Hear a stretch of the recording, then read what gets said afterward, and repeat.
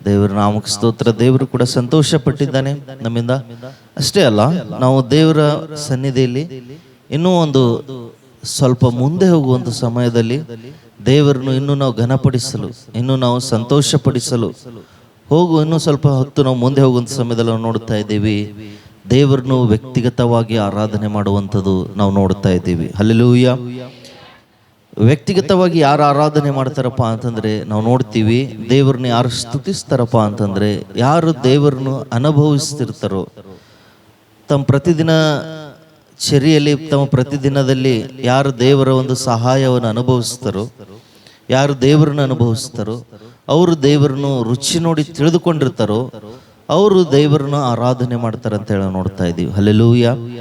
ಅಷ್ಟು ಮಾತ್ರ ಅಲ್ಲ, ದೇವರ ಮೇಲೆ ಭರವಸೆ ಇಟ್ಟಂಥವ್ರು, ದೇವರ ಮಾತುಗಳ ಮೇಲೆ ಭರವಸೆ ಇಟ್ಟಂಥವ್ರು, ದೇವರ ಮಾರ್ಗದಲ್ಲಿ ನಡೆಯುವಂಥವ್ರು, ದೇವರ ಮೇಲೆ ಆಧಾರಗೊಂಡಂಥವ್ರು ಪ್ರತಿಯೊಬ್ಬರು ಕೂಡ ಅವರು ದೇವರನ್ನ ಆರಾಧನೆ ಮಾಡದೆ ಇರೋಕ್ಕೆ ಸಾಧ್ಯವಿಲ್ಲ ಅಂತ ಹೇಳಿ ನೋಡ್ತಾ ಇದ್ದೀವಿ. ಹಲ್ಲೆಲೂಯ.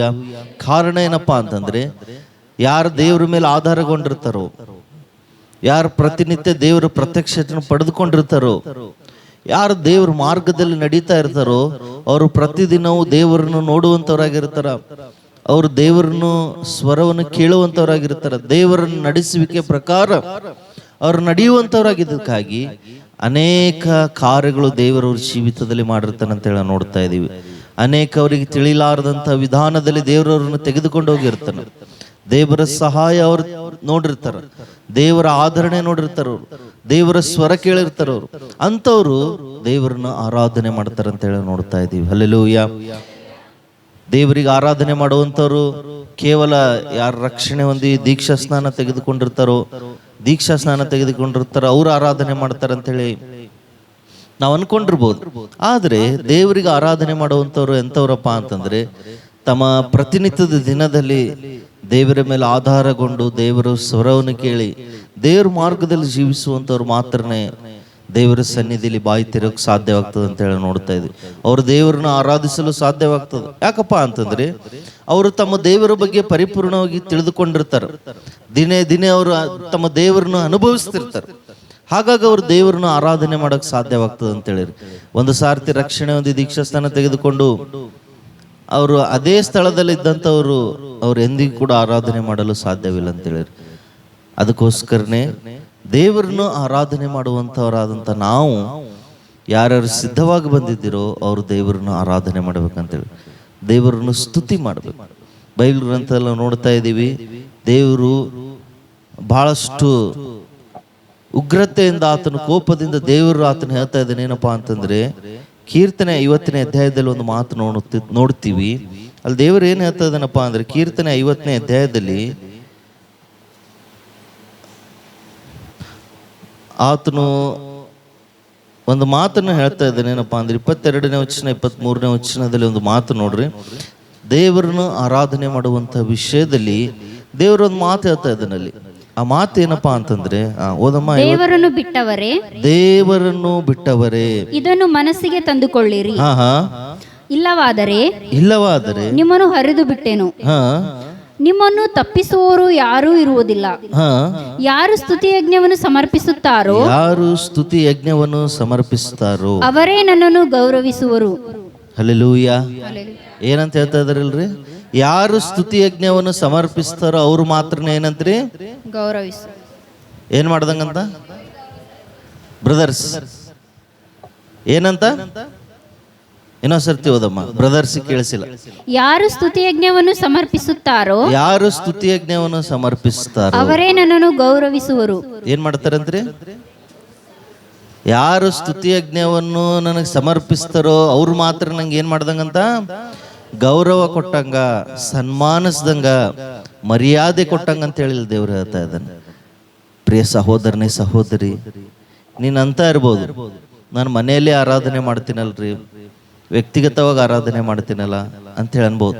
ಆದ್ರೆ ದೇವ್ರು ನಮಗೆ ಕೊಟ್ಟಂತ ನಿಯಮ, ದೇವ್ರು ಕೊಟ್ಟಂತ ಈ ಒಂದು ನಾವು ನೋಡ್ತಾ ಇದ್ದೀವಿ, ದೇವರ ಸನ್ನಿಧಿಯಲ್ಲಿ ನಾವು ಯಾವಾಗಾದ್ರೂ ಆರಾಧನೆ ಮಾಡ್ತೀವೋ ದೇವರು ನಮ್ಮಿಂದ ಆತನು ಸಂತೋಷ ಪಡುವಂಥವನಾಗಿದ್ದಾನೆ ಅಂತ ಹೇಳಿ ನೋಡ್ತಾ ಇದ್ದೀವಿ. ಹಲ್ಲೆಲೂಯ.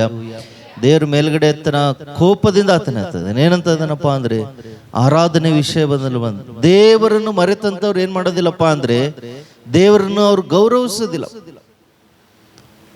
ಯಾರು ದೇವರನ್ನು ಬಿಟ್ಟಿರ್ತಾರೋ, ಯಾರು ದೇವರನ್ನು ಮರೆತಿರ್ತಾರೋ, ದೇವರ ಕಾರ್ಯಗಳನ್ನು ಮರೆತಿರ್ತಾರ, ದೇವರ ಸಹಾಯ, ದೇವರ ಮೇಲುಪಕಾರಗಳು, ದೇವರವ್ರಿಗೆ ನಡೆಸ್ಕೊಂಡು ಬಂದಂತ ಮಾರ್ಗ, ದೇವರವ್ರಿಗೆ ಆಧರಿಸಿದಂತ ಆಧರಣೆ, ಪ್ರತಿಯೊಂದು ಯಾರು ಮರೆತಿರ್ತಾರೋ, ದೇವರನ್ನೇ ಮರೆತಿರ್ತಾರೋ, ದೇವರ ಕಾರ್ಯಗಳು ಮರೆತಿರ್ತಾರೋ, ಅವರು ದೇವರನ್ನು ಗೌರವಿಸುವುದಿಲ್ಲ, ದೇವರನ್ನು ಸನ್ಮಾನಿಸುವುದಿಲ್ಲ, ದೇವರ ಉಪಕಾರಗಳು, ಸಹಾಯಗಳು, ಅವರು ದೇವರ ಸನ್ನಿಧಿಯಲ್ಲಿ ಬಂದು ದೇವರನ್ನ ಆರಾಧನೆ ಮಾಡೋದಿಲ್ಲ.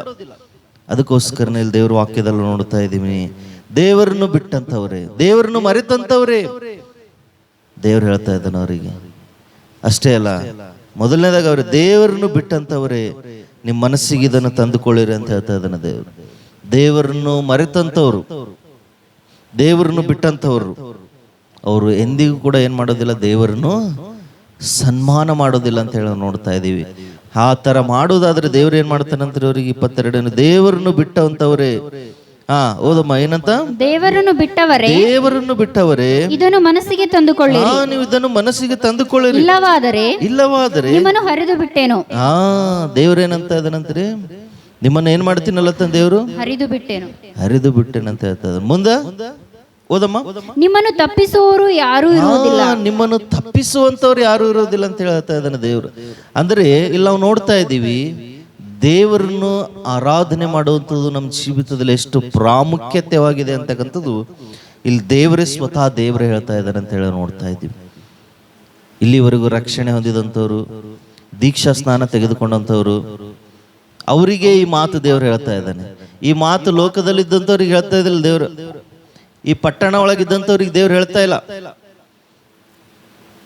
ದೇವ್ರು ಯಾರಿಗೆ ಈ ಮಾತು ಹೇಳ್ತಾ ಇದ್ದಾನಪ್ಪ ಅಂತಂದ್ರೆ, ಇಲ್ಲಿ ಕೂಡಿ ಬಂದಿದ್ದಾರಲ್ಲ ಅನೇಕ ಜನರು, ದೇವ್ರು ಅವರಿಗೆ ಹೇಳ್ತಾ ಇದ್ದಾನೆ, ದೇವರನ್ನು ಬಿಟ್ಟಂತವರೇ. ಏನಂತ ಇದ್ದಾನಲ್ಲಿ? ನಿಮ್ಮ ಮನಸ್ಸಿಗೆ ತಂದುಕೊಳ್ರಿ ಅಂತ ಇದ್ದಾನೆ. ದೇವರನ್ನು ಬಿಟ್ಟಂತವರೇ, ದೇವರನ್ನು ಮರೆತಂತವ್ರೆ, ಒಂದನ್ನು ನೀವು ಜ್ಞಾಪಕ ಮಾಡ್ಕೊಳ್ರಿ ಅಂತ ಹೇಳ್ತಾ ಇದ್ದಾನೆ ದೇವ್ರು. ಯಾರಿಗೆ ಹೇಳ್ತಾ ಇದ್ದಾನೆ? ರಕ್ಷಣೆ ಹೊಂದಿ ದೀಕ್ಷಾ ಸ್ನಾನ ತೆಗೆದುಕೊಂಡು ನಾವು ದೇವರ ಪ್ರಜೆಗಳು ಅಂತೇಳಿ ಹೇಳ್ಕೊಳ್ಳುವಂಥವ್ರು, ಅವರೇ ದೇವರನ್ನು ಮರೆತು ಬಿಟ್ಟಿದ್ದಾರಂತ, ದೇವರನ್ನು ಅವ್ರೇನು ಬಿಟ್ಟು ಬಿಟ್ಟಿದ್ದಾರೆ ಅಂತ ಹೇಳಿ ನೋಡ್ತಾ ಇದ್ದಾರೆ. ಅದಕ್ಕೆ ಅವರು ದೇವರನ್ನ ಸನ್ಮಾನಿಸ್ತಾ ಇಲ್ಲ, ದೇವ್ರನ್ನ ಆರಾಧಿಸ್ತಾ ಇಲ್ಲ. ಈ ದಿವಸ ದೇವರ ಸನ್ನಿಧಿಯಲ್ಲಿ ಅನೇಕರು ಬರ್ತಾರೆ, ರಕ್ಷಣೆ ಹೊಂದಿದಂಥವ್ರು, ದೀಕ್ಷಾ ಸ್ನಾನ ತೆಗೆದುಕೊಂಡಂಥವ್ರು, ನಾವು ಕ್ರೈಸ್ತರು ಅಂತ ಹೇಳ್ಕೊಳ್ಳುವಂಥವ್ರು ಅನೇಕರು ಬರ್ತಾ ಇದ್ದಾರೆ. ಆದ್ರೆ ನೋಡ್ತಾ ಇದ್ದೀವಿ, ಅವ್ರು ದೇವರನ್ನ ಸನ್ಮಾನಿಸ್ತಾ ಇಲ್ಲ, ದೇವರನ್ನ ಗೌರವಿಸ್ತಾ ಇಲ್ಲ. ಅವರು ಬಹುಶಃ ಅವ್ರು ದೇವ್ರ ಮಂದಿರಕ್ಕೆ ಬರ್ತಾ ಇರ್ಬೋದು, ದೇವ್ರ ಸನ್ನಿಧಿಗೆ ಬರ್ತಾ ಇರ್ಬೋದು ತಪ್ಪದೆ, ಆದ್ರೆ ಅವರು ಮನುಷ್ಯನಿಗೆ ಅವರು ಘನಪಡಿಸಕ್ ಬರ್ತಾ ಇರ್ಬೋದೇನೋ, ಅವರು ಕೂಡಿ ಬಂದಂತ ವಿಶ್ವಾಸಿಗಳಿಗೆ ಘನಪಡಿಸಕ್ ಬರ್ತಾ ಇದ್ದಾರನೋ, ಪಾಸ್ಟ್ರಿಗೆ ಗೌರವಿಸೋದಕ್ಕೋಸ್ಕರ ಬರ್ತಾ ಇದ್ದಾರನೋ, ಯಾವ್ದಕ್ಕೋಸ್ಕರ ಬರ್ತಾ ಇದ್ದಾರೋ ಅದು ಗೊತ್ತಿಲ್ಲ. ದೇವ್ರು ಹೇಳ್ತಾ ಇದ್ದಾನೆ, ದೇವ್ರ ಸನ್ನಿಧಿಗೆ ಬಂದಂತ ಸಮಯದಲ್ಲಿ ನೀನ್ ದೇವರನ್ನು ಗೌರವಿಸ್ಬೇಕಪ್ಪ ಅಂದ್ರೆ ಆತನನ್ನು ಅಡ್ಡ ಬೀಳ್ಬೇಕಂತ ಹೇಳ ನೋಡ್ತಾ, ಆತನನ್ನು ಆರಾಧಿಸ್ಬೇಕು, ಆತನನ್ನು ಸ್ತುತಿಸ್ಬೇಕಂತ ಹೇಳ ನೋಡ್ತಾ ಇದೀವಿ. ಪ್ರಿಯ ಸಹೋದರನೇ ಸಹೋದರಿ, ದೇವ್ರು ಬಹಳ ಸ್ಪಷ್ಟವಾಗಿ ನೇರವಾಗಿ ಮಾತಾಡ್ತಾ ಇದ್ದಾನೆ. ಏನಪ್ಪಾ ಅಂತಂದ್ರೆ, ನಿಮ್ಮನ್ನು ತಪ್ಪಿಸುವಂತವ್ರು ನನ್ನ ಕೈಯಿಂದ ಯಾರು ಇರೋದಿಲ್ಲ ಅಂತ ಹೇಳ್ತದೆ. 23ನೇ ವಚನದಲ್ಲಿ, ಯಾರು ಸ್ತುತಿ ಯಜ್ಞವನ್ನು ಸಮರ್ಪಿಸ್ತಾರೋ ಅವರು ನನ್ನನ್ನು ಏನ್ ಮಾಡ್ತಾರಂತ? ಗೌರವಿಸ್ತಾರಂತ. ಈ ದಿವಸ ನಿನ್ನ ಜೀವಿತದಲ್ಲಿ, ನಿನ್ನ ಬಾಯಲ್ಲಿ, ನಿನ್ನ ಹೃದಯದಲ್ಲಿ, ನಿನ್ನ ಕುಟುಂಬದಲ್ಲಿ ದೇವರಿಗೆ ಗೌರವ ಅಂತಕ್ಕಂಥದ್ದು ಇದೆನಾ? ದೇವರ ಸನ್ನಿಧಿಗೇನೋ ನೀನು ಬರ್ತಾ ಇದ್ದಿ, ದೇವರ ವಾಕ್ಯಗಳು ಓದ್ತಾ ಇದ್ದಿ, ದೇವರ ಮಾತುಗಳು ಕೇಳ್ತಾ ಇದ್ದಿ, ಅಲ್ಲಿಗೆ ನಿಲ್ಲಿಸುವಂಥದ್ದಲ್ಲ, ಇನ್ನೂ ಮುಂದೆ ಹೋಗ್ಬೇಕು. ಏನಂತ ಇದ್ದಾನೆ ಅಂದ್ರೆ ದೇವರು, ಆತನನ್ನು ನಾವು ಗೌರವಿಸ್ಬೇಕಪ್ಪ ಅಂದ್ರೆ ನಾವು ಆತನನ್ನು ಸ್ತುತಿಸ್ಬೇಕು, ನಮ್ಮ ಬಾಯಿಗಳನ್ನು ತೆರಿಬೇಕು, ನಾವು ಘನಪಡಿಸ್ಬೇಕು. ಕಾರಣ ಏನಪ್ಪಾ ಅಂತಂದ್ರೆ, ಆತನ ಕಲವರಿ ಶಿಲೆ ಮೇಲೆ ಅಷ್ಟೊಂದು ಮಹಾಘೋರವಾದಂತ ಯಜ್ಞ ತ್ಯಾಗ ಆತನ ಸಮರ್ಪಿಸಿದಕ್ಕಾಗಿ ಆ ಒಂದು ಯಾವಾಗಾದ್ರೂ ನಾವು ಶಿಲುಬೆಯನ್ನು ನೋಡ್ತೀವೋ, ದೇವರು ಈ ಮಾತು ಯಾಕೆ ಹೇಳ್ತಾ ಇದ್ದಾನಪ್ಪ ಅಂತಂದ್ರೆ, ದೇವರನ್ನು ಬಿಟ್ಟಂತವ್ರೆ ನೀವು ಯಾವಾಗ ನನಗೆ ಗೌರವಿಸ್ತೀರಿ, ನೀವು ಯಾವಾಗಾದ್ರೂ ಸ್ತುತಿ ಯಜ್ಞ ಮಾಡುವಂತವ್ರೆ ಯಾಕೆ ನನ್ನ ಗೌರವಿಸ್ತಾರಂತ ಈ ಮಾತು ಹೇಳ್ತಾ ಇದ್ದಾನಪ್ಪ ಅಂದ್ರೆ, ಒಂದು ಸಾರ್ತಿ ನಾವು ಕಲ್ವರಿ ಶಿಲುವೆನ ಯಾವಾಗಾದ್ರೂ ನೋಡ್ತೀವೋ, ನೋಡಿದಂತ ಸಮಯದಲ್ಲಿ ಆ ಕೊರಡೆ ಏಟುಗಳು, ಆತನ ದೇಹದಿಂದ ಸುರಿಯುವಂತ ರಕ್ತ, ಆತನ ದೇಹದಿಂದ ಬರುವಂತ ಮಾಂಸದ ತುಂಡುಗಳು, ಆತನ ಮುಖದ ಮೇಲೆ ಉಗುಳುವಂಥದ್ದು, ಆತನ ಗಡ್ಡವನ್ನು ಕೀಳುವಂಥದ್ದು, ಆತನ ಕೊರಡೆ ಏಟುಗಳು ಈಟಿಗಳಿಂದ ತಿವಿಸಿಕೊಂಡಂಥದ್ದು, ಆತನ ಮುಖ ವಿಕಾರಿಯಾದಂಥದ್ದು, ಆ ಶಿಲುಬೆನ ಯಾವಾಗಾದ್ರೂ ನಾವು ನೋಡ್ತೀವೋ, ನೋಡಿದಂತ ಪ್ರತಿಯೊಬ್ಬರು, ನಂಬುವಂತ ಪ್ರತಿಯೊಬ್ಬರು ಕೂಡ ನಾವು ಆತನಿಗೆ ಆರಾಧನೆಯನ್ನು ಮಾಡಬೇಕು.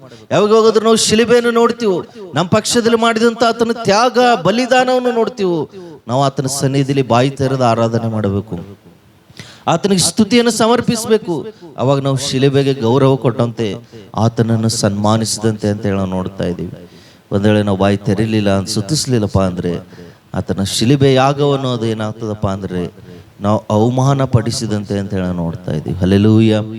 ಇದು ರಕ್ಷಣೆ ಒಂದು ದೀಕ್ಷಾ ಸ್ನಾನ ತೆಗೆದುಕೊಂಡಂಥವ್ರು ಯಾರು ಆರಾಧನೆ ಮಾಡ್ತಾ ಇಲ್ಲೋ ದೇವರವ್ರಿಗೆ ಹೇಳುವಂಥ ಮಾತು ಏನಪ್ಪ ಅಂದ್ರೆ, ಏನ್ ಹೇಳ್ತಾ ಇದ್ದಾನಪ್ಪ ಅಂತಂದ್ರೆ, ದೇವರನ್ನು ಬಿಟ್ಟಂಥವ್ರೆ ಏನು ಒಂದು ಮಾತನ್ನು ನೀನು ನೆನಪಿಗೆ ತಂದುಕೊಡ್ರಿ. ಏನಂತ ಇದನ್ನ ಓದಮ್ಮ ಇನ್ನೊಂದ್ಸರ್ತಿ.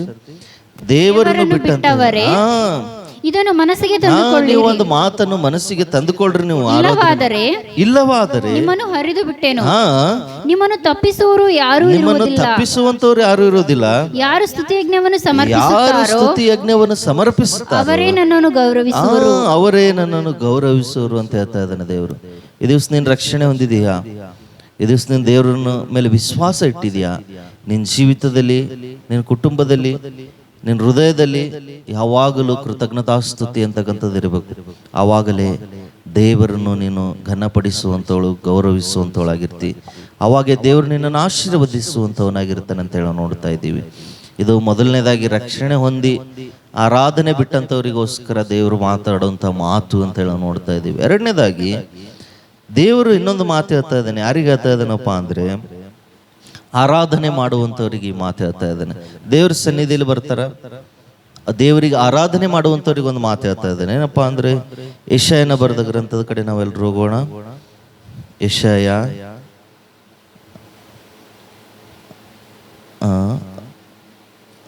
6ನೇ ಅಧ್ಯಾಯ, ಅಲ್ಲೊಂದು ಮಾತು ನಾವು ನೋಡ್ತಾ ಇದ್ದೀವಿ.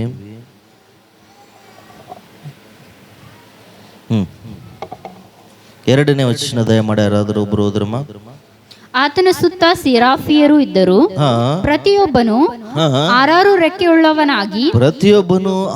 ರೆಕ್ಕೆಯುಳ್ಳವನಾಗಿ ಎರಡರಿಂದ ತನ್ನ ಮುಖವನ್ನು, ಎರಡರಿಂದ ತನ್ನ ಕಾಲುಗಳನ್ನು ಮುಚ್ಚಿಕೊಂಡು ಎರಡನ್ನು ಬಡಿಯುತ್ತಾ ನೆಲಸೋಕದೆ ನಿಂತಿದ್ದನು. ಆಗ ಒಬ್ಬನು ಮತ್ತೊಬ್ಬನಿಗೆ, ಸೇನಾಧೀಶ್ವರನಾದ ಯೆಹೋವನು ಪರಿಶುದ್ಧನು, ಪರಿಶುದ್ಧನು, ಪರಿಶುದ್ಧನು, ಪರಿಶುದ್ಧನು, ಪರಿಶುದ್ಧನು, ಭೂಮಂಡಲವೆಲ್ಲ ಆತನ ಪ್ರಭಾವದಿಂದ ತುಂಬಿದೆ ಎಂದು ಕೂಗಿ ಹೇಳಿದನು. ಕೂಗುವನ ಶಬ್ದಕ್ಕೆ ದ್ವಾರದ ಅಸ್ತಿವಾರವು ಕದಲಿತು, ಧೂಮವು ಮಂದಿರದಲ್ಲೆಲ್ಲ ತುಂಬಿತು. ಆಗ ನಾನು ಅಯ್ಯೋ ನನ್ನ ಗತಿ ಏನು ಹೇಳಲಿ, ಅಯ್ಯೋ ನನ್ನ ಗತಿ ಏನು ಹೇಳಲಿ, ನಾಶವಾದೆನಲ್ಲ, ನಾನು ಹೊಲಸು ತುಟಿಯವನು, ಹೊಲಸು ತುಟಿಯವರ ಮಧ್ಯದಲ್ಲಿ ವಾಸಿಸುವವನು, ಇಂಥ ನನ್ನ ಕಣ್ಣುಗಳು ರಾಜಾದಿರಾಜನನ್ನು, ಸೇನಾಧೀಶ್ವರನಾದ ಯೆಹೋವನನ್ನು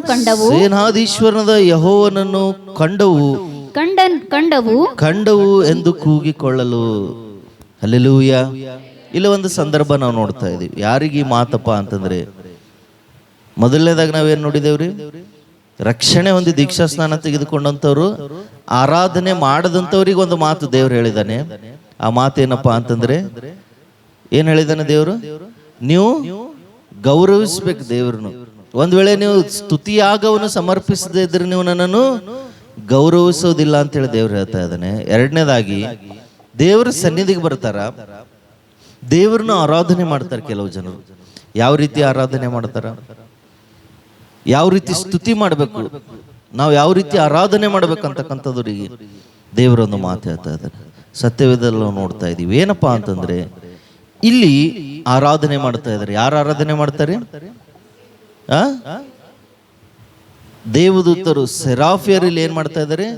ಆರಾಧನೆ ಮಾಡ್ತಾ ಇದ್ದಾರೆ. ದೇವರಿಗೆ ಯಾವ ರೀತಿ ಆರಾಧನೆ ಮಾಡ್ತಾ ಇದಾರಪ್ಪ ಅಂದ್ರೆ, 6 ರೆಕ್ಕೆ ಉಳ್ಳವಂತವ್ರಿಗೆ 2 ರೆಕ್ಕೆಗಳಿಂದ ಏನ್ ಮಾಡ್ಕೊಂಡಾರಂತ್ರಿ? ತಮ್ಮ ಕಣ್ಣುಗಳನ್ನು ಮುಚ್ಕೊಂಡ್ರಂತ. ಇನ್ನ ಎರಡು ರೆಕ್ಕೆಗಳಿಂದ ಏನ್ ಮಾಡ್ರಂತ? ತಮ್ಮ ಕಾಲುಗಳನ್ನು ಮುಚ್ಕೊಂಡ್ರಂತ. 2 ರೆಕ್ಕೆದಿಂದ ಅವ್ರು ಏನ್ ಮಾಡ್ಲತ್ತಾರಂತ? ನೆಲ ಸೋಕದೆ, ನೆಲದ ಮೇಲೆ ನಿಂತುಕೊಳ್ಳದೆ ಅವರು ದೇವರಿಗೆ ಏನಲ್ಲತ್ತಾರಂತ? ಪರಿಶುದ್ಧನು, ಪರಿಶುದ್ಧನೇ, ಪರಿಶುದ್ಧನೇ, ಸೇನಾಧೀಶ್ವರನಾದಂತ ಯೆಹೋವನೇ ಅಂತೇಳಿ ಅವರು ದೇವರನ್ನ ಆರಾಧನೆ ಮಾಡ್ತಾ ಇದ್ದಾರೆ ಅಂತೇಳಿ ನೋಡ್ತಾ ಇದ್ದೀವಿ. ಹಲ್ಲೆಲೂಯಾ. ಯಾವಾಗಾದ್ರೂ ಈ ರೀತಿಯಾಗಿ ಆರಾಧನೆ ಮಾಡ್ತಾರೋ, ಮಾಡಿದಂಥ ಸಮಯದಲ್ಲೆಲ್ಲ ಒಬ್ಬ ಮನುಷ್ಯನು 5ನೇ ವಚನದಾಗ ಆತನು ಪ್ರಾರಂಭ ಮಾಡ್ತಾ ಇದ್ದಾನೆ. ಏನಂತೇಳಿ ಹೇಳ್ತಾ ಇದ್ದಾನಪ್ಪ ಅಂದ್ರೆ, ಇವ್ರು ಈ ರೀತಿ ಆರಾಧನೆ ಮಾಡೋದು ನೋಡಿ, ನೆಲ ಸೋಕದೆ ಪರಿಶುದ್ಧನೇ ಅಂತೇಳಿ ದೇವದೂತರೇ ಆ ರೀತಿ ತಮ್ಮನ್ನು ತಾವು ತಗ್ಗಿಸ್ಕೊಂಡು ದೀನರಾಗಿ ನಮ್ರರಾಗಿ ಆತನ ಸನ್ನಿಧಿಯಲ್ಲಿ ಅಡ್ಡ ಬಿದ್ದು ಆರಾಧನೆ ಮಾಡ್ತಾ ಇದ್ರು. ಯಾವಾಗಾದ್ರೂ ಮಾಡ್ತಾ ಇದ್ದಂಥ ಸಮಯದಲ್ಲಿ ನೋಡ್ತಾ ಇದೀವಿ 5ನೇ ವಚನದಲ್ಲಿ ಏನಾಗ್ತಾ ಇದೆಯಪ್ಪ ಅಂದ್ರೆ, ಏನಂತದನಲ್ಲ, ಆಗ ನಾನು ಅಯ್ಯೋ ನನ್ನ ಗತಿಯನ್ನು ಏನು ಹೇಳಲಿ. ಮೊಟ್ಟ ಮೊದಲನೇದಾಗ ಆತನ ಸ್ಥಿತಿ, ಆತನ ಗತಿ, ತನ್ನನ್ನು ತಾನು ನೋಡ್ಕೊಳ್ತಾ ಇದ್ದಾನ. ನಾಶವಾದೆನಲ್ಲ ನಾನು ಹೊಲಸು ತುಟಿಯವನು, ಹೊಲಸು ತುಟಿಯವರ ಮಧ್ಯದಲ್ಲಿ ವಾಸಿಸುವವನು, ನಾನು ಹೊಲಸು ತುಟಿಯ ಮಧ್ಯದಲ್ಲಿ ವಾಸಿಸುವನು. ಇಲ್ಲ ನಾವು ನೋಡ್ತಾ ಇದ್ದೀವಿ ಪ್ರಿಯ ಸಹೋದರನೇ ಸಹೋದರಿ, ಇಲ್ಲ ದೇವ್ರು ನಮಗೆ ಏನು ಕಲಿಸ್ತಾ ಇದ್ದಾನಪ್ಪ ಅಂತಂದ್ರೆ, ನಾವು ಮಾಡುವಂತ ಆರಾಧನೆ ಹೆಂಗಿರ್ಬೇಕಪ್ಪ ಅಂತಂದ್ರೆ, ಇನ್ನೊಬ್ಬರಿಗೆ ನಾವು ಏನಪ್ಪ ಅಂತಂದ್ರೆ ನಮ್ಮ ಆರಾಧನೆ ರಕ್ಷಣೆ ತರುವಂತದ್ದಾಗಿರ್ಬೇಕಂತ ಹೇಳಿ ನಾವು ನೋಡ್ತಾ ಇದೀವಿ. ಹಲ್ಲೆಲೂಯಾ. ಅರ್ಥ ಆಗ್ಲತ್ತದ್ರಿ? ಎಷ್ಟು ಜನರಿಗೆ ಅರ್ಥ ಆಗ್ಲತ್ತ? ನಾವು ಮಾಡುವಂತ ಆರಾಧನೆ ಹೆಂಗಿರ್ಬೇಕಪ್ಪ ಅಂದ್ರೆ, CD ಕ್ಯಾಶೆಟ್ ಹಾಕ್ದ್ರ ಪ್ಲೇ ಅದು ಯಾವ್ದಿರ್ತದೆ ಅದೇ ಒದರ್ತಾ ಇರ್ತದೆ, ರಿಪೀಟ್. ನೋಡಿದ್ರಲ್ಲ, ಆ ರೀತಿಯಾಗಿರ್ಬೋದು ನಮ್ಮ ಆರಾಧನೆ. ಬಾಯ್ಹಾಟ್ ಮಾಡುವಂತ ಆರಾಧನೆ ಆಗಿರ್ಬಾರ್ದು, ಒಂದೇ ರೀತಿಯಾಗಿ ಮಾಡುವಂತ ಆರಾಧನೆ ಆಗಿರ್ಬಾರ್ದು. ನಾವು ಮಾಡುವಂತ ಆರಾಧನೆ ಇಲ್ಲಿ ಯಾವಾಗಾದ್ರೂ ದೇವದೂತರು ಮಾಡುವಂತ ಆರಾಧನೆ ನೋಡ್ತಾ ಬಂದನು, ಆತನೇನು ಅಯ್ಯೋ ನನ್ನ ಗತಿ ಏನು ಹೇಳಲಿ ಅಂತೇಳಿ, ನನ್ನ ನಾಶನವಾದನಲ್ಲ, ನನ್ನ ಹೊಲಸು ತುಟಿ ಉಳ್ಳವಂತನು, ನನ್ನ ಹೊಲಸು ತುಟಿ ಉಳ್ಳ ಮಧ್ಯದಲ್ಲಿ ವಾಸ ಮಾಡುವಂತನು ಅಂತೇಳಿ ಆತನ ಗ್ರಹಿಸ್ಕೊಳ್ತಾ ಬಂದನು. ಎಂಥ ಆರಾಧನೆ ಅಪ್ಪ ಅಂತಂದ್ರೆ ಇದು. ಅವ್ರು ಮಾಡುವಂತ ಆರಾಧನೆಯಿಂದ ನಾವು ನೋಡ್ತಾ ಇದ್ದೀವಿ, ಒಬ್ಬ ಮನುಷ್ಯನು ಬದಲಾಗ್ತಾ ಇದ್ದಾನೆ ಅಂತ ಹೇಳಿ, ತನ್ನ ಸ್ಥಿತಿಯನ್ನು ಗ್ರಹಿಸ್ಕೊಳ್ತಾ ಇದ್ದಾನೆ ಅಂತ ಹೇಳಿ ನೋಡ್ತಾ ಇದ್ದೀವಿ. ಇದು ಪ್ರಿಯ ಸಹೋದರನೇ ಸಹೋದರಿ, ದೇವರ ಸನ್ನಿಧಿಗೆ ಬಂದು ನೀನು ಆರಾಧನೆ ಮಾಡೋದಕ್ಕೋಸ್ಕರ ನೀನು ಬಂದಿದ್ದೀಯಾ? ನಿನ್ನ ಆರಾಧನೆ ಯಾವ ರೀತಿಯಾಗಿದೆ? ನಿನ್ನ ಆರಾಧನೆಯಲ್ಲಿ ಜೀವ ಇದೆನಾ? ನಿನ್ನ ಆರಾಧನೆಯಲ್ಲಿ ಶಕ್ತಿ ಇದೆನಾ? ನಿನ್ನ ಆರಾಧನೆಯಲ್ಲಿ ಇನ್ನೊಬ್ಬರು ಬದಲಾವಣೆ ಆಗುವಂತ, ಇನ್ನೊಬ್ಬರು ಮನಸ್ಸು ಕದಲುವಂತ, ಇನ್ನೊಬ್ಬರು ದೇವರ ಕಡೆ ಆಕರ್ಷಿಸುವಂತ ಆ ಆರಾಧನೆ ನಿನ್ನಲ್ಲಿದೆನಾ? ದೇವದೂತರಂತ ಆರಾಧನೆ ಮಾಡ್ತಾ ಬಂದರು. ಪ್ರಿಯ ಸಹೋದರನೇ ಸಹೋದರಿಯಲ್ಲಿ ಕೂಡಿ ಬಂದಂತ ಎಲ್ಲರೂ ಕೂಡ ಆರಾಧನೆ ಮಾಡುವಂತ ಎಲ್ಲ ಆರಾಧಿಕರಿಗೆ ದೇವರು ಹೇಳುವಂಥದ್ದೇನಪ್ಪಾ ಅಂದ್ರೆ, ದೇವರು ಈ ದಿವಸ ಆಸೆ ಪಡುವಂಥದ್ದೇನಪ್ಪಾ ಅಂತಂದ್ರೆ, ನೀನು ಮಾಡುವಂತ ಆರಾಧನೆಯಿಂದ ಅನೇಕರು ಆಕರ್ಷಿಸಲ್ಪಡಬೇಕು. ಅನೇಕರ ಆದರಣೆ ಹೊಂದಬೇಕು, ಅನೇಕರು ದೇವರ ಕಡೆ ತಿರುಗಿಕೊಳ್ಬೇಕು. ನೀನು ಮಾಡುವಂತ ಆರಾಧನೆಯಿಂದ ಅನೇಕರು ಉಜ್ಜೀವಿಂಪ ಹೊಂದಬೇಕಂತ ಹೇಳಿ ದೇವರು ಈ ದಿವಸ ಇಷ್ಟಪಡ್ತಾ ಇದ್ದಾನೆ. ಈ ದಿವಸ ದೇವರ ಸನ್ನಿಧಿಯಲ್ಲಿ ಅಂತ ಆರಾಧನೆ ತೆಗೆದುಕೊಂಡು ಬಂದಿದ್ದೀಯಾ? ಅಂತ ಆರಾಧನೆಯಿಂದ ನೀನು ಸಿದ್ಧನಾಗಿದ್ದೀಯಾ? ಅಂತ ಆರಾಧನೆಯಿಂದ ನೀನು ಸಿದ್ಧಳಾಗಿದ್ದೀಯಾ? ಪ್ರಿಯ ಸಹೋದರನೇ ಸಹೋದರಿ, ಈ ದಿವಸ ದೇವರಿಗೆ ಎಂಥ ಆರಾಧನೆ ನೀನು ತೆಗೆದುಕೊಂಡು ಬಂದಿದ್ದೀಯಾ? ಎರಡನೇದಾಗಿ ದೇವರ ಆರಾಧನೆ ಮಾಡುವಂಥವ್ರಿಗೆ ನಮಗೆ ಹೇಳ್ತಾ ಇದ್ದಾನೆ, ನಾವು ಮಾಡುವಂಥ ಆರಾಧನೆ ಇತರರನ್ನು ನಾವು ಕದಲಿಸುವಂಥದ್ದಾಗಿರ್ಬೇಕು, ಇತರರನ್ನು ರಕ್ಷಿಸುವಂಥದ್ದಾಗಿರ್ಬೇಕು, ಇತರರನ್ನು ಮಾರ್ಪಡಿಸುವಂಥದ್ದಾಗಿರ್ಬೇಕಂತ ಹೇಳಿ ನೋಡ್ತಾ ಇದ್ದೀವಿ. ಆದರೆ ದುಃಖಕರ ಸಂಗತಿ ಏನಪ್ಪಾ ಅಂತಂದ್ರೆ, ನಾವು ನೋಡ್ತಾ ಇದ್ದೀವಿ ಈ ದಿವಸಗಳ ಆರಾಧನೆ ಯಾವ ರೀತಿಯಾಗಿದೆಪ್ಪ ಅಂದ್ರೆ, ಕಾಂಪಿಟೇಷನ್ ಆರಾಧನೆ ಆಗಿದೆ ಅಂತೇಳಿ. ಏನೇನೋ ಆರಾಧನೆ ಮಾಡಿಬಿಡ್ತಾರೆ ಅವರು, ಏನೇನೋ ಆರಾಧನೆ ಮಾಡ್ತಾ ಬಿಡ್ತಾರೆ. ಮನಸ್ಸಿಗೆ ಬಂದಿದ್ದು ಇಷ್ಟಾನುಸಾರವಾದಂಥ ಆರಾಧನೆ, ಇನ್ನೊಬ್ಬರನ್ನು ಗಾಯಪಡಿಸುವಂಥ ಆರಾಧನೆ, ಇನ್ನೊಬ್ಬರನ್ನು ನಾವು ಕೀಳಾಗಿ ನೋಡುವಂಥ ಆರಾಧನೆ, ಏನೇನೋ ದೇವರಿಗೆ ಆರಾಧನೆ ಮಾಡುವಂಥ ವಿಷಯದಲ್ಲ ನೋಡ್ತಾ ಇದ್ದೀವಿ. ನಾವು ತಪ್ಪಿ ಹೋಗ್ತಾ ಬರ್ತಾ ಇದ್ದೀವಿ ಅಂತ ಹೇಳಿ ನೋಡ್ತಾ ಇದ್ದೀವಿ. ಆದರೆ ದೇವರಿದು ಸ್ಪಷ್ಟವಾಗಿ ನೇರವಾಗಿ ನಿನ್ನೊಂದಿಗೆ ನನ್ನೊಂದಿಗೆ ಏನು ಮಾತಾಡ್ತಾ ಇದ್ದಾನಪ್ಪ ಅಂದರೆ, ದೇವರಿಗೆ ಆರಾಧನೆ ಮಾಡುವಂಥ ವಿಷಯ ಅಂದರೆ ಅದು ಏನೋ ಹುಡುಗಾಟಿಕೆ ಅಲ್ಲ, ಸಾಮಾನ್ಯವಾದಂಥ ವಿಷಯ ಅಲ್ಲ. ದೇವರಿ ಮಾತುಗಳು ನಮ್ಮ ಎದುರುಗಡೆ ತೆಗೆದುಕೊಂಡು ಬರ್ತಾ ಇದ್ದಾನಪ್ಪ ಅಂದರೆ, ಬಹುಶಃ ನಾವು ಮಾಡುವಂಥ ಆರಾಧನೆ ಆತನಿಗೆ ಇಷ್ಟಕರವಾಗಿಲ್ಲೇನೋ, ಈ ಸಂಘದಿಂದ ಹೋಗುವಂಥ ಆರಾಧನೆ ಆತನಿಗೆ ಮೆಚ್ಚುಗೆ ಆಗಿಲ್ಲೇನೋ, ಆತನ ಆತಂಕ ಪಡ್ತಾ ಇದ್ದಾನೇನೋ. ಪ್ರಿಯ ಸಹೋದರನೇ ಸಹೋದರಿ, ಈ ದಿವಸ ನನ್ನನ್ನು ನಾವು ಸರಿಪಡಿಸಿಕೊಳ್ಬೇಕು. ನಾವು ಮಾಡುವಂಥ ಆರಾಧನೆಯಲ್ಲಿ ಏನಿರ್ಬೇಕಪ್ಪ ಅಂದರೆ, ನಿಷ್ಕಲ್ಮಶವಾದಂಥ ಆರಾಧನೆಯಿಂದ ನಾವು ಆರಾಧನೆಯನ್ನು ಮಾಡಬೇಕು. ದೇವರು ಆಡುವಂಥ ಮಾತುಗಳು ಪ್ರತಿಯೊಂದು ನಮ್ಮ ಮಧ್ಯದಲ್ಲಿ ಆತನ ಸುಮ್ಮನೆ ತೆಗೆದುಕೊಂಡು ಬರೋದಿಲ್ಲ. ಬಹುಶಃ ಈ ದಿವಸ ನೀನು ನಾನು ಆರಾಧನೆ ಮಾಡ್ತಾ ಇದ್ರು ಕೂಡ ಆರಾಧನೆ ಅಂಗೀಕರಿಸಲ್ಪಡ್ತಾ ಇಲ್ಲನೋ. ಅದಕ್ಕೆ ದೇವರು ಈ ದಿವಸ ದಿನೊಂದಿಗೆ ಮಾತಾಡ್ತಾ ಇದ್ದಾನೆ. ದೇವದೂತರು ಮಾಡುವಂಥ ಆರಾಧನೆಯಿಂದ ನಾವು ನೋಡ್ತಾ ಇದ್ದೀವಿ, ಒಬ್ಬ ಮನುಷ್ಯನು ತನ್ನ ಸ್ಥಿತಿಯನ್ನು ಗ್ರಹಿಸಿಕೊಳ್ತಾ ಬಂದನು, ದೇವರನ್ನು ಗ್ರಹಿಸಿಕೊಳ್ತಾ ಬಂದನು, ತನ್ನನ್ನು ತಾನು ಮಾರ್ಪಡಿಸಿಕೊಳ್ತಾ ಬಂದನು. ಆತನ ಸ್ಥಿತಿಗತಿಗಳನ್ನು ಅರಿತಂತವನಾಗಿದ್ದನು. ಪ್ರಿಯ ಸಹೋದರನೇ ಸಹೋದರಿ, ದೇವರು ನನ್ನಲ್ಲಿ ಅಂತ ಆರಾಧನೆ ಆತನ ಕೋರುವಂಥವನಾಗಿದ್ದಕ್ಕಾಗಿ ನೀನು ನಾನು ಈ ದಿವಸದಿಂದ ಈ ಕ್ಷಣದಿಂದ ನಾವು ತೀರ್ಮಾನದೊಂದಿಗೆ ನಾವು ದೇವರಿಗೆ ಆರಾಧನೆ ಮಾಡೋಣ. ಪ್ರಭುವ, ನನ್ನನ್ನು ಇತರರನ್ನು ಕದಲಿಸುವಂತ ಆರಾಧನೆ, ಯಾವ ರೀತಿ ದೇವದೂತರು ಸೆರಾಫಿಯರು ಆರಾಧನೆಯನ್ನು ಮಾಡ್ತಾ ಬಂದರು, ಅವರು ಕದಲಿಸ್ತಾ ಬಂದರು. ಪ್ರಭು, ಈ ದಿವಸದಿಂದ ಪ್ರಭು ನಾನು ಮಾಡುವಂಥ ಆರಾಧನೆಯಿಂದ ಪ್ರಭು ಅನೇಕರು ಜೀವಿಂಪು ಹೊಂದಬೇಕು. ಈ ದಿವಸ ನಾನು ಮಾಡುವಂಥ ಆರಾಧನೆಯಿಂದ ಪ್ರಭು ಅನೇಕರ ತಂದೆಯ ಪರಿಶುದ್ಧತೆಯಲ್ಲಿ ಆಕರ್ಷಣೆಯಲ್ಲಿ ಬರಬೇಕು. ಪ್ರಭು, ಅಂಥ ಆರಾಧನೆ ನಾನು ನೀನು ಮಾಡ್ಬೇಕಂತೇಳಿ ದೇವರು ಇಷ್ಟಪಡ್ತಾ ಇದ್ದಾನೆ. ಈ ದಿವಸ ಇದು 2ನೇ ಮಾತಾಗಿದ್ದಕ್ಕಾಗಿ ನಾವು ಮನಸ್ಸಲ್ಲಿ ಇಟ್ಟುಕೊಂಡು ನಾವು ಅಂಥ ಆರಾಧನೆಗಾಗಿ ನಾವು ಪ್ರಯಾಸ ಪಡೋಣ. ಅಂಥ ಆರಾಧನೆ ದೇವರಿಗೆ ನಾವು ಸಮರ್ಪಿಸೋಣ. ಬನ್ನಿ, ಅಂಥ ಆರಾಧನೆ ಸಮರ್ಪಿಸೋದಕ್ಕಾಗಿ ದೇವರು ಈ ದಿವಸ ನಮ್ಮ ಎದುರುಗಡೆ ತೆಗೆದುಕೊಳ್ಳುವಂಥ ಲೇಖನ ಭಾಗ ಒಂದು 5 ನಿಮಿಷದಲ್ಲಿ ನಾವು ನೋಡಿ ದೇವರನ್ನು ಆರಾಧನೆ